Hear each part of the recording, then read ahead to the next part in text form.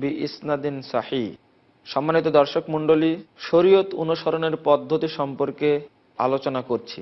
শরীয়ত মানতে গিয়ে আমি যেন কখনো অপব্যাখ্যার আশ্রয় না নিই, কারণ এই শরীয়তই মানুষকে জাহান্নামে নিয়ে যাবে, আবার এই শরীয়তই মানুষকে জান্নাতে নিয়ে যাবে।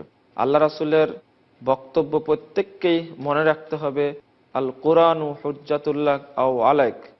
কোরআন হয় তোমার পক্ষে দলিল হবে অথবা বিপক্ষে দলিল হবে।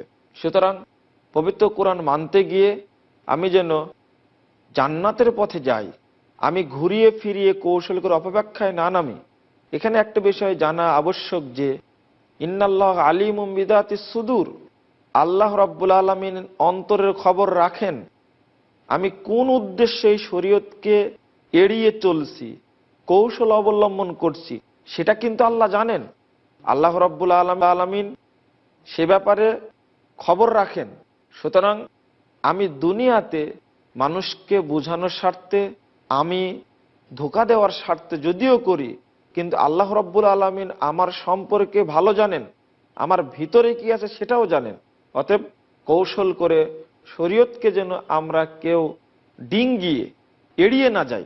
শুধু তাই নয় বন্ধুরা আমার, আমি আর একটা বিষয় স্মরণ করে দিতে চাই, যা সূরা বাকারা 65 এবং আল মায়েদা 60 নম্বর আয়াতে উল্লেখ হয়েছে। আল্লাহ রাব্বুল আলামিন বলছেন, বনী ইসরাঈলদের একটা গ্রুপকে আল্লাহ বানর এবং শূকরে পরিণত করেছিলেন। কেন? তারা যে কৌশল করেছিল সেই কৌশলের বদলা হিসাবে তারা এর প্রতিদান পেয়েছিল। নাউজুবিল্লাহ। আমরা কখনোই কৌশল করতে যাব না, কারণ তাদেরকে শনিবারে মাছ ধরতে নিষেধ করা হয়েছিল, তাদের জন্য মাছ ধরা নিষেধ ছিল। কিন্তু তারা কৌশল করে করলো কি, শনিবারে বাদ দিল আর রবিবারে গিয়ে তারা মাছ ধরলো।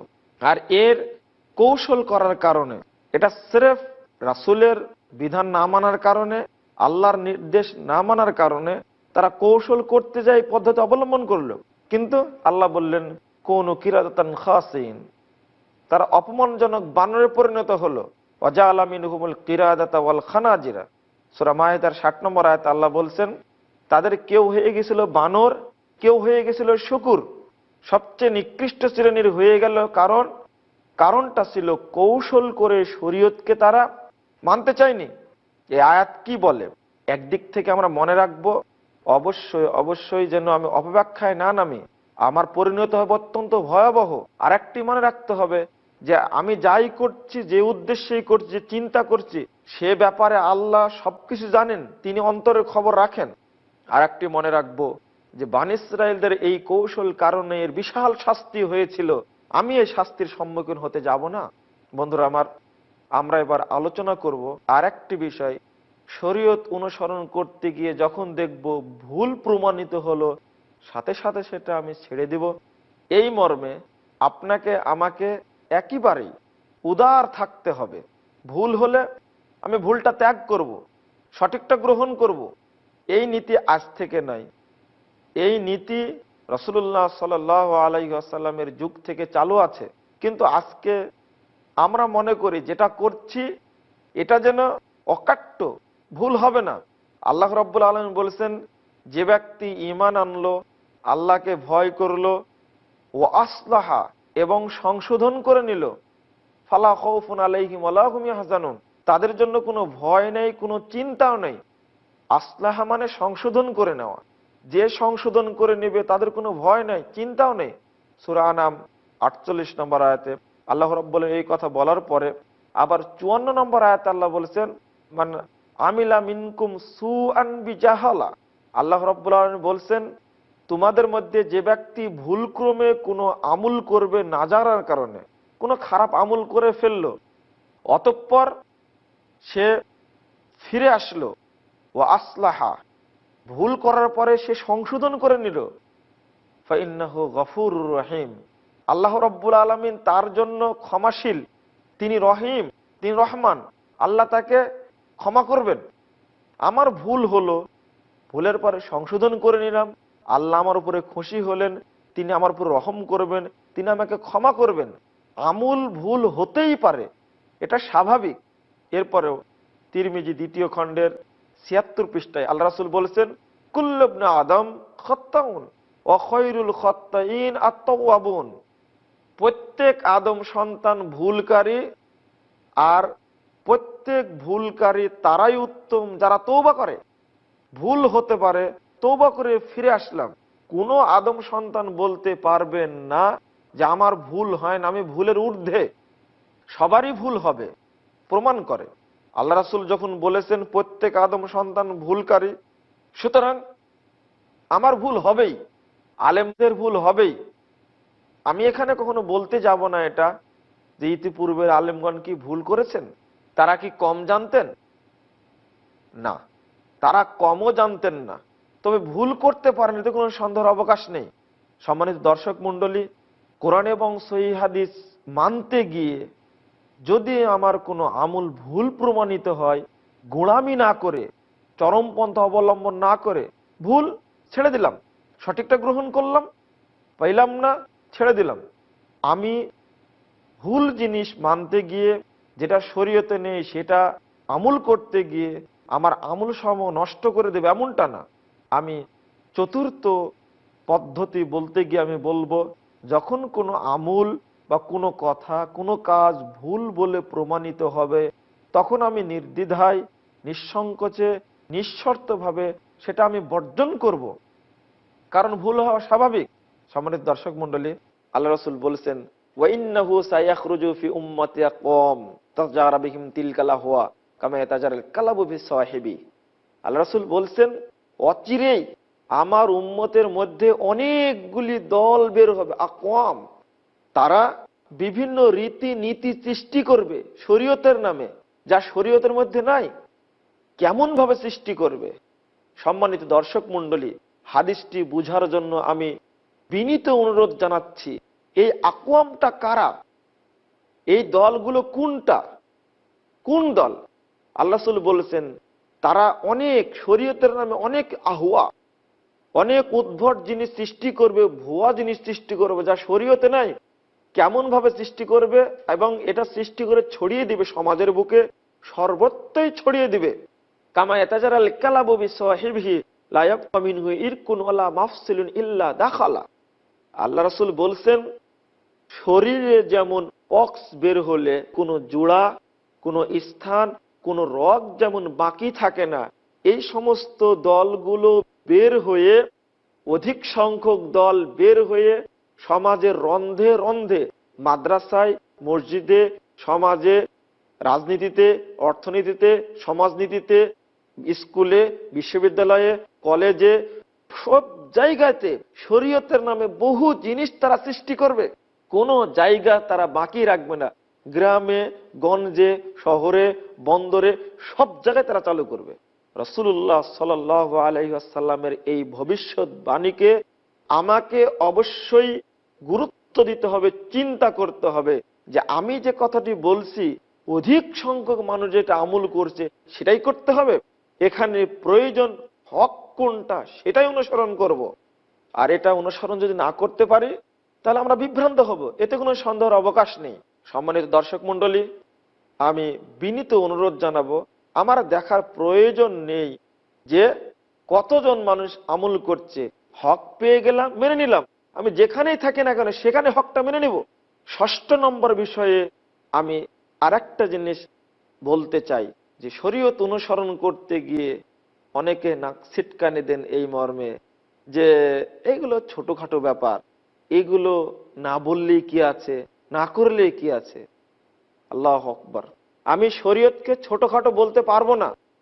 আমি 6 নম্বর বিষয়ে দর্শককে আবার আহ্বান জানাবো যে শরীয়ত মানতে গিয়ে কখনো আমি ট্রিট করব না, আমি তো কখনো তাচ্ছিল্য করব না। এইগুলো ছোটখাটো বিষয়, এইগুলো বলার কি দরকার, এগুলো মানলেই কি না মানলেই কি। শরীয়ত ছোটখাটো নয়। ছোটখাটো বলে শরীয়তকে আপনি তাচ্ছিল্য করছেন কেন? এই সুযোগ তো ইসলাম আপনাকে দেয়নি। হ্যাঁ, বহু মানুষ সমাজে আছে, যখন আপনি আলোচনা করবেন, যখন আপনি মানতে যাইবেন, তখন কিন্তু আপনাকে এই ছোটখাটো কথা বলে তাচ্ছিল্য করবে, ভৎসনা করবে।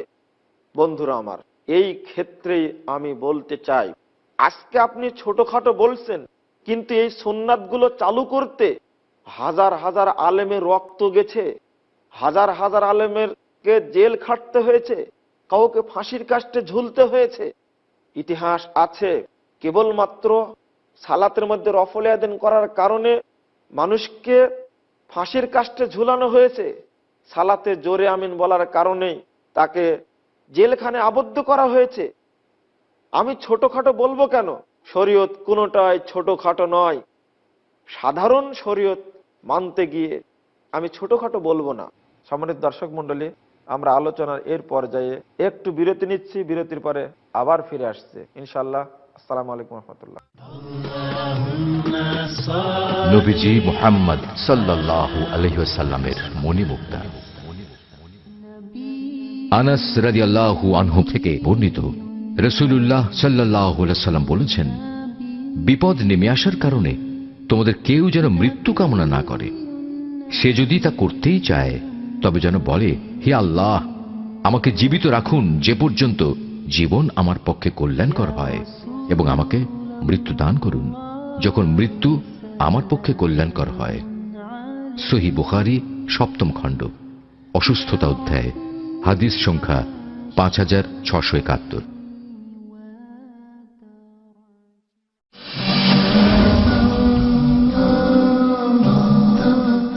আসসালামু আলাইকুম রহমতুল্লাহি ওয়া বারাকাতুহু। সম্মানিত দর্শক মণ্ডলী, আমরা বলছিলাম ভুল প্রমাণিত হলে ছেড়ে দিতে হবে। সূরা বাকারার মধ্যে আল্লাহ বলছেন, তোমরা রয়না শব্দটি বলো না, বলো উনজুর না, আমাদের দিকে লক্ষ্য করো। তোমরা রয়না শব্দ ব্যবহার করো না। আল্লাহ অন্য জায়গাতে বলেছেন, মা নানসাখ মিন আয়াতিন আও নুনসিহা নাতি বিখায়রিম মিনহা। আল্লাহ রাব্বুল আলামিন বলছেন যে আমি কোন আয়াতকে মানসুখ করে দিই, আবার এর চেয়ে ভালোটা আমি চালু করি। এটা আল্লাহ রাব্বুল আলামিনও ধারাবাহিকতা রেখেছেন। একটি বিধান কখনো তিনি চালু করেছেন, কখনো তিনি সেটাকে রহিত করেছেন, এটা স্পষ্ট। সুতরাং আমাকে এখানে উদার হতেই হবে। ভুল হলে আমি এটা বর্জন করব। যেমন ওমর রাদিয়াল্লাহু আনহু সম্পর্কে আল্লাহ রাসূল অনেক কথাই বলেছেন। তার মধ্যে ইবনু মাজাতে একটি হাদিস রয়েছে যে আল্লাহ তাআলা ওয়াদাল হাক্কা আলা লিসানে ওমর, আল্লাহ রাব্বুল আলামিন হককে ওমর রাদিয়াল্লাহু আনহুর মুখে রাখলেন, জিহ্বাতে রাখলেন, আর তিনি হকটাকে প্রচার করলেন। সহিহ বুখারীর হাদিস, আল্লাহ রাসূল বলছেন, আমি স্বপ্নে দেখছি যে এলেম গড়ে পড়ছে আর তা যাচ্ছে ওমর রাদিয়াল্লাহু আনহুর দিকে। তো ওমর রাদিয়াল্লাহু আনহু কত বড় বিদ্বান, কত বড় জ্ঞানী ছিলেন। শুধু তাই না, ইবনে মাসউদ বলছেন, লাউ উজিয়া ইলমু উমর ফি কাফফা ওয়া ইলমু আহলিল আরজি ফি কাফফা লা মালাত কাফফাতু উমর। যদি ওমর রাদিয়াল্লাহু আনহুর জ্ঞানকে এক পাল্লায় রাখা হয় আর পৃথিবীর সমস্ত মানুষের জ্ঞান এক পাল্লায় রাখা হয়, লা মালাত কাফফাতু উমর, তবুও উমরের জ্ঞানের পাল্লা ভারী হয়ে যাবে। এত বড় একজন ব্যক্তি, এত বড় একজন বিদ্বান হওয়া সত্ত্বেও, ইসলামের দ্বিতীয় খলিফা হওয়া সত্ত্বেও তিনি ভুল করেছেন তার খেলাফতি জীবনে 15টি, এবং ভুল করার পরে তিনি সংশোধন করে নিয়েছেন। তাহলে আমরা কেন সংশোধন করতে পারবো না? সম্মানিত দর্শক মণ্ডলী, আহ্বান জানাবো, যেটা ভুল প্রমাণিত হবে, জয়ীব প্রমাণিত হবে, জাল প্রমাণিত হবে, সেটা আমি ছেড়ে দেব। আমাকে উদার হতে হবে এক্ষেত্রে। শুধু এটাই নয়, এখানে আমরা কখনো বলতে যাব না যে বড় বড় বিদ্বান কি ভুল করে গেছেন। হ্যাঁ, ভুল করতে পারেন, অস্বাভাবিক কিছুই না। যেমন সহিহ বুখারীতে হাদিসটি বর্ণিত হয়েছে, রাসূল সাল্লাল্লাহু আলাইহি ওয়াসাল্লাম নিজেই বলছেন, ইদা হাকামাল হাকিম ফাসতাহাদা ফা আসাবা ফালাহু আজরান। যদি কোনো মুজতাহিদ ব্যক্তি সিদ্ধান্ত পেশ করতে গিয়ে সঠিক সিদ্ধান্ত পেশ করেন, তাহলে তিনি 2টি নেকি পাবেন। ওয়াইদা আখতা ফালাহু আজরুন ওয়াহিদ। সহিহ বুখারী এবং মুসলিমের হাদিস। যদি কোনো মুজতাহিদ ব্যক্তি সিদ্ধান্ত দিতে গিয়ে যদি ভুল করেন, লাহু আজরুন ওয়াহিদ, সে ব্যক্তি 1টি নেকি পাবেন। 1টি নেকি পাবেন ভুল করার পরেও।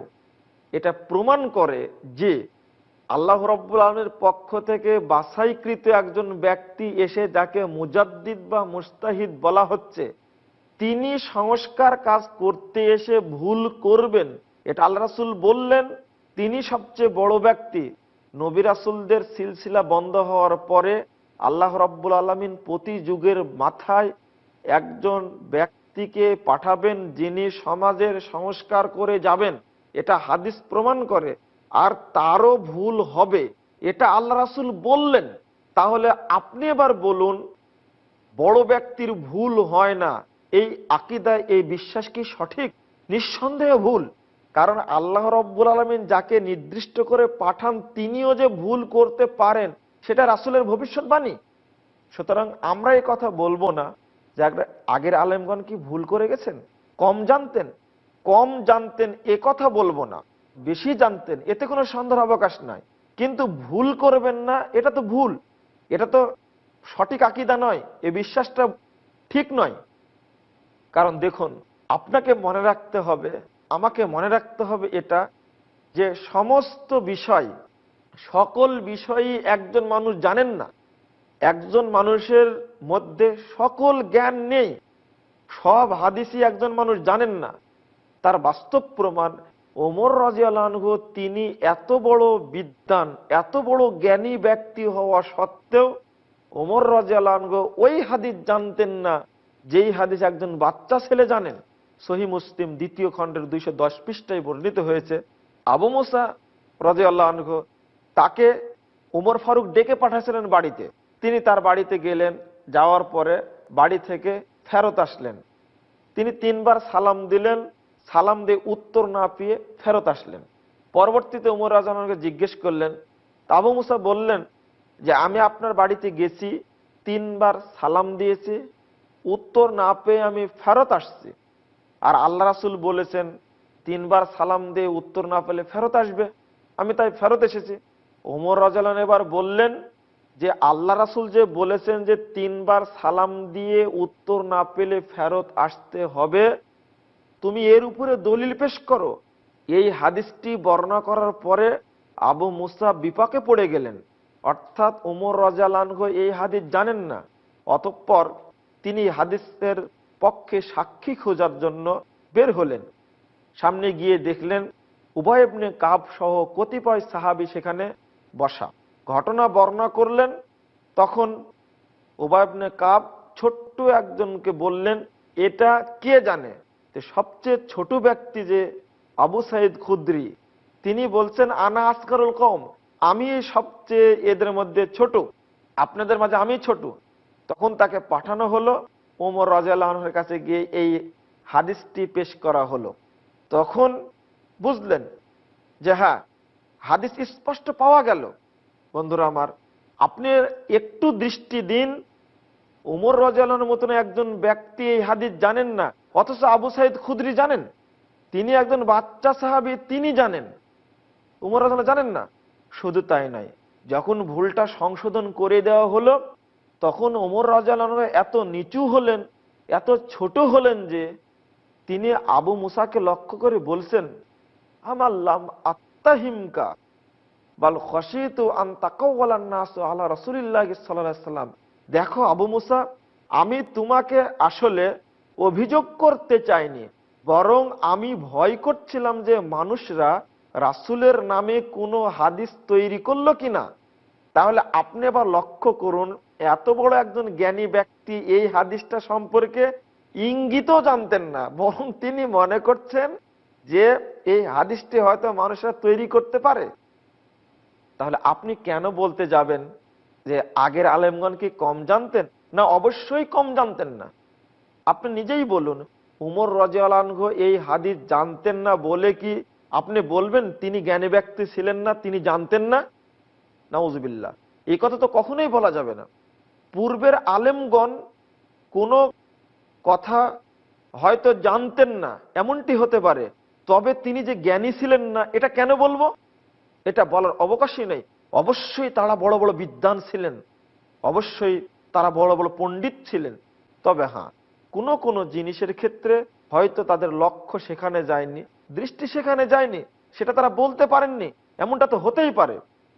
প্রথম কথা মনে রাখতে হবে যে আল্লাহ রাসূল বললেন বড় বিদ্বানও তিনিও ভুল করে যেতে পারেন, তারও ভুল হতে পারে, এতে কোনো সন্দেহের অবকাশ নেই।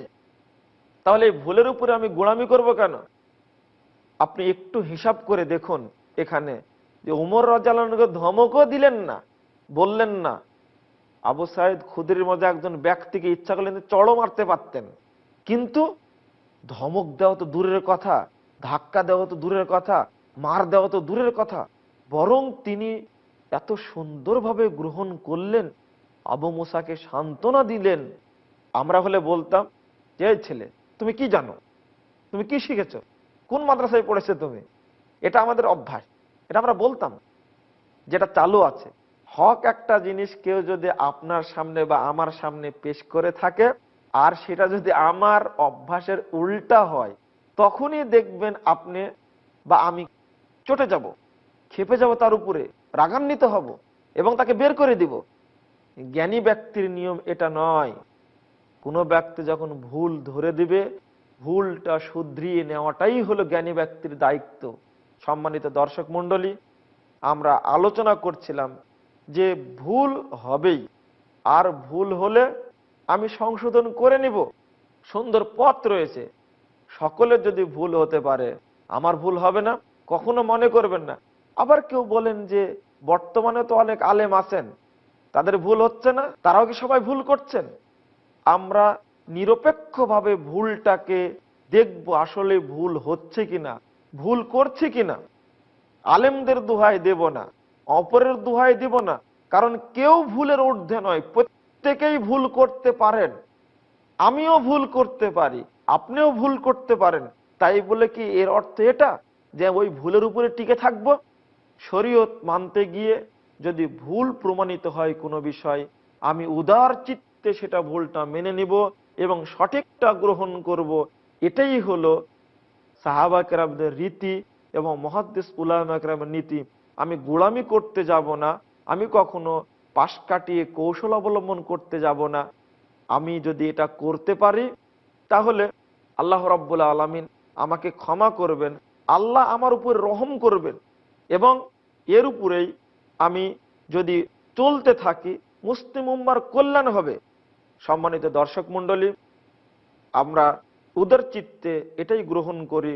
আল্লাহ রাব্বুল আলামিন আমাদের সেই তৌফিক দান করুন। আল্লাহ আমাদের প্রতি রহম করুন, যেন শরীয়তকে মানতে গিয়ে সোজা পন্থা অবলম্বন করি।